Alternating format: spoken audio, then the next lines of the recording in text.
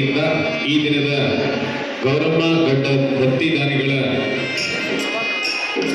ನೆನಪಿಗೋಸ್ಕರ ಈ ದಿನ 23ನೇ ವಾರ್ಷಿಕೋತ್ಸವವನ್ನು ಆಚರಿಸಿಕೊಳ್ಳತಕ್ಕಂತಹ ಶ್ರೀಮತಿ ರೂಪಾ ಹಾಗೂ ಶ್ರೀ ಶ್ರೀನಿವಾಸ್ ಕಾಕಿ ಜನಸೇವಾ ಸಂಸ್ಥೆಯ ಅಧ್ಯಕ್ಷರವರಿಗೆ ಕನ್ನಡ ಸಾಹಿತ್ಯ ಪರಿಷತ್ತು ರಾಣೆಬೆನ್ನೂರು ವತಿಯಿಂದ ಅವರಿಗೆ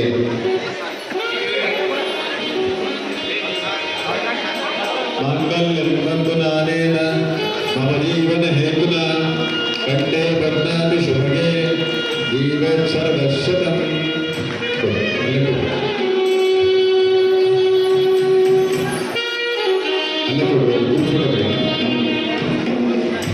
ಧನ್ಯವಾದಗಳು.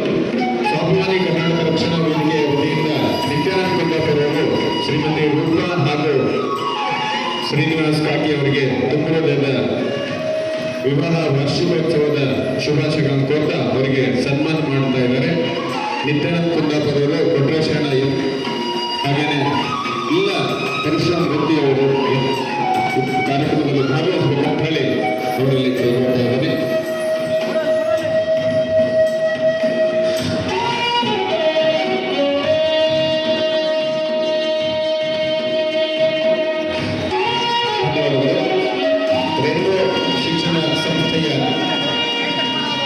ಶಿಕ್ಷಣ ಸಂಸ್ಥೆಯ ಅಧ್ಯಕ್ಷರಾಗಿರ್ತಕ್ಕಂತಹ ಸಿ.ಟಿ. ಸುರೇಶ್ ಅವರು ಕೂಡ ಶ್ರೀಮತಿ ರೂಪಾ ಹಾಗೂ ಶ್ರೀನಿವಾಸ್ ಕಾಕಿ ಅವರಿಗೆ ಸನ್ಮಾನವನ್ನು ಮಾಡ್ತಾ ಇದ್ದಾರೆ.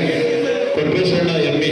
ರಾಜ್ಯ ಉಪಾಧ್ಯಕ್ಷರು ಹಿರಿಯರು ನಮ್ಮೆಲ್ಲರಿಗೂ ಮಾರ್ಗದರ್ಶಕರಾಗಿರ್ತಕ್ಕಂತಹ ಅವರಿಗೆ ಸನ್ಮಾನವನ್ನು ಮಾಡ್ತಾ ಇದೆ. ದಯವಿಟ್ಟು ಜೋರಾಗಿರ್ತಕ್ಕಂಥ ಚಪ್ಪಾಳೆ ಮೂಲಕ ಅವರಿಗೆ ಧನ್ಯವಾದ ಸಲ್ಲಿಸ್ತಾ ಧನ್ಯವಾದಗಳು.